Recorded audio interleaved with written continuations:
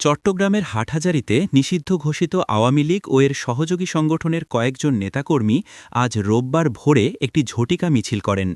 নন্দীরহাট এলাকার ধোপার দিঘির পাড় থেকে মাত্র ১২-১৫ জন নেতাকর্মী মিছিলটি শুরু করেন এবং ৩ মিনিটের মধ্যেই শেষ করে দ্রুত সটকে পড়েন বলে জানিয়েছেন পুলিশ ও স্থানীয় বাসিন্দারা। মিছিলটির নেতৃত্ব দেন চিকনদণ্ডী ইউনিয়ন যুবলীগের নেতা হাসান মুরাদ।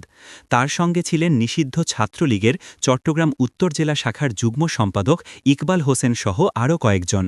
সামাজিক যোগাযোগ মাধ্যমে ছড়িয়ে পড়া ভিডিওতে দেখা যায় হাটহাজারী উপজেলা আওয়ামী লীগ ও অঙ্গ সহযোগী সংগঠন চট্টগ্রাম লেখা একটি ব্যানার নিয়ে তারা মিছিল করেন।